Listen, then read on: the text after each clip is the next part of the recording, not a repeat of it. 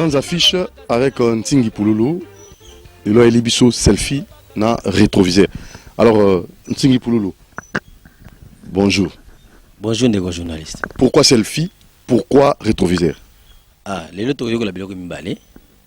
Oyo selfie, selfie c'est-à-dire aux images du moment, nengo zalelo. Rétroviseur signifie otalaka.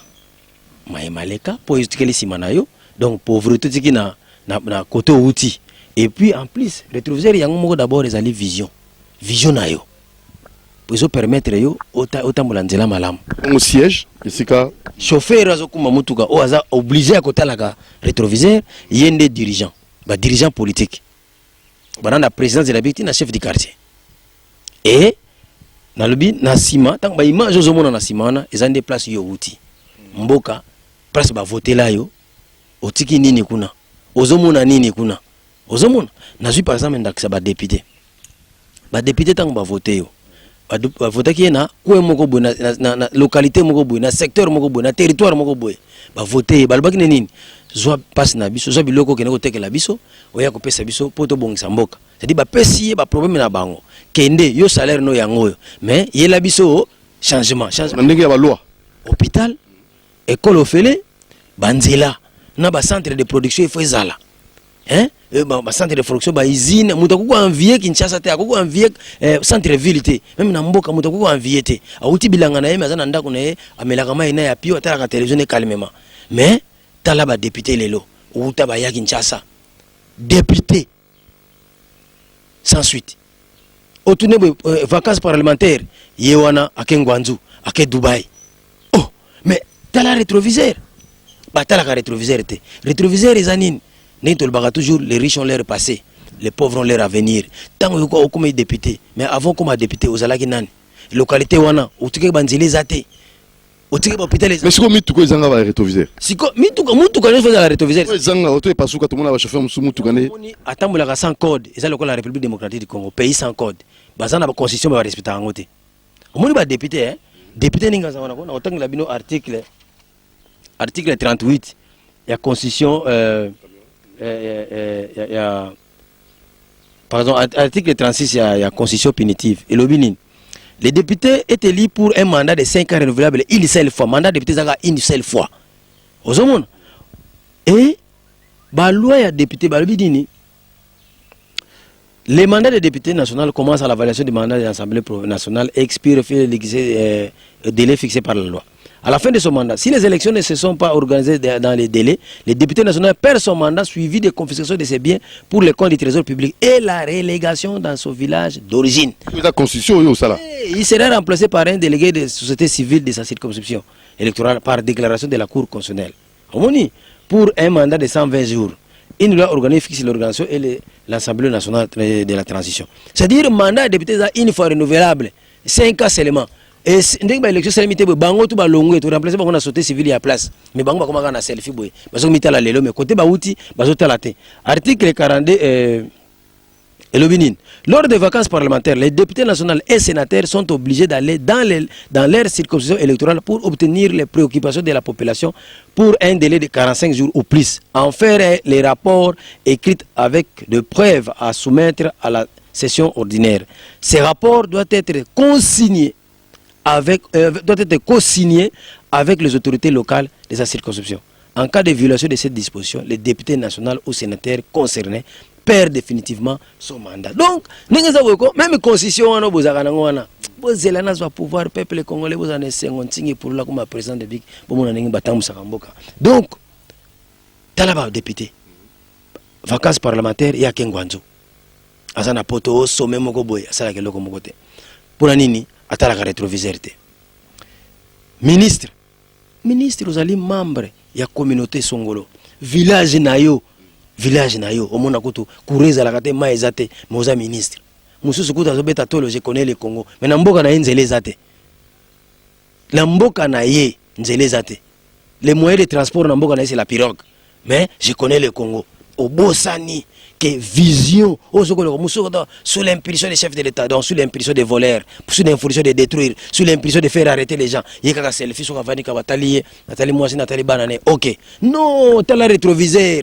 kaka selfie te mais tala rétroviseur ndengo utaka mboka na yo eza ndenge nini tala lelo ba général mususu général mon général ozalaki soda ya mulongo ozalaki sous lieutenant okomi capitaine okomi major okomi colonel okomi lelo général pasi ya basoda obosani ke soda azangi esika kolala basi ya basoda oyo bakufa lelo pasi na bango bana na bango fo ntingi natangisa bana basoda ofele na kotia bango nyonso place nini mon général pire encore ba général bele bazolia ba ration ya ba militaire ah mon général toza bandeko toza bandeko preuve eza soko tuna te tala rétroviseur mon général tala rétroviseur place outi obotamaki général te okotaki na armée générale te tala rétroviseur bino ba mandataire de l'état lelo komi PDG obosani ko ozalaki agent tala mbon pasi obaja bayokaka na recouvrement na administration pour que entreprise etambola malamu lelo yo komi PDG obosani na yo kaka selfie otalaka mwasi na bana na yo otala ba intérêt na yo frais de fonctionnement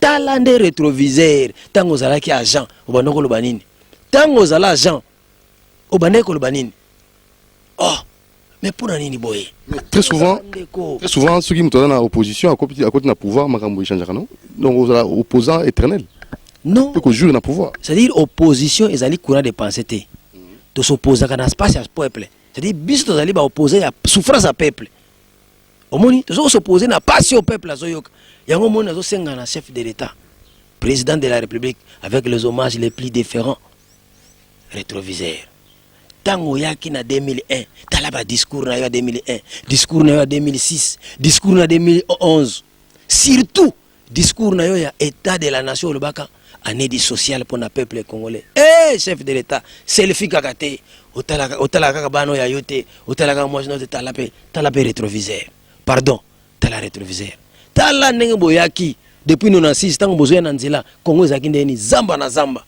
na ba territoire nyonso wana zamba na zamba kure ezali te mai ezali te nzela ezate déjà la révolution de la modernité ah atala kaka selfie te boulevard de 30 zo kaka te atala pe rétroviseur est-ce que na manono kure koti est-ce que na kati ya bauele na mamboka na nsekimbisi kure ezali mai ezali est-ce que kuna na gemena na Limpopo na kati ya Limpopo na Équateur kure ezali mai ezali hôpital ezali ba école ezali na ba banlieue kuna tala développement nyonso ebandaka na base na base eza wapi na mboka na localité village secteur territoire il faut ba usine ezala kuna mafuta mbila ba usine ezalaka so quel lelo na kinzamvo eto okomona machine musu ba finika ngo kapo ezalaka place ya usine ya mafuta mbila ok côté musu na Équateur okomona machine tetaka elongo na ba poso ya banini ya loso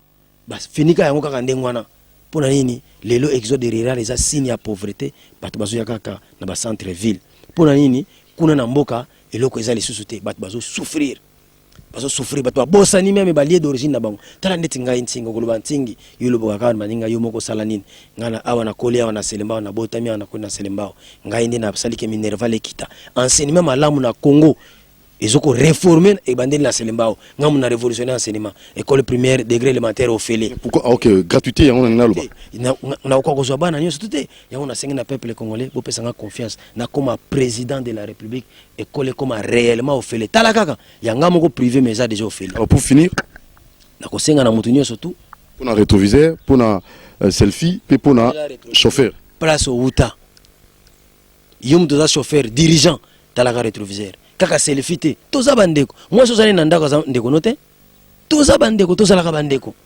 o nous na lobi soke seplicité yote le ba ko comprendre te les riches ont leur passé les pauvres ont leur avenir tala yozala ka selfie place oza lelo même koleleki tango yaka avant kota na pouvoir veste banoko melayo mais lelo oyo so tali selfie ozomona okomi bien tala vie ozomene ya kitoko mais bato musu basala makasi koleka bino bozo reconnaître bango te sur la télé rétroviseur lelo nazomona na télé rétroviseur namona ki tout olento première personne à présenter un journal télévisé na OZRT mais sur la télé la selfie boy nazomona ba ONRT nazomona na ba ONRT de bo reconnaître ah peuple congolais bino ba dirigeant on a le biso que c'est plus yoté il va comprendre te partout zali kanisa malamu pour l'intérêt peuple congolais Le Bagamala pour l'intérêt peuple congolais, Salagamala pour l'intérêt peuple congolais. Les riches ont l'air passé, les pauvres ont l'air avenir.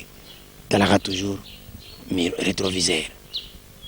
C'est le fika gâté, yo kakaboy, kakaboy, kakaboy, kakaboy. Talaka pe, rétroviseur.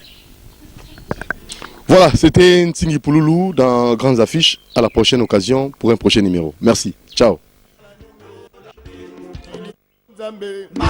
Binoba politicien faut boyo kapasi na biso tout molenga na pike balima amota balima kaza ville balima na gabo balima Nigeria makambo Liberia makambo do sala nungo mukili Nzambe binoba politicien faut boyo kapasi na biso tout molenga na pike balima amota balima kaza ville balima na gabo balima Nigeria makambo Liberia makambo do sala nungo mukili Nzambe binoba politicien faut boyo kapasi na biso tout molenga na pike balima amota balima kaza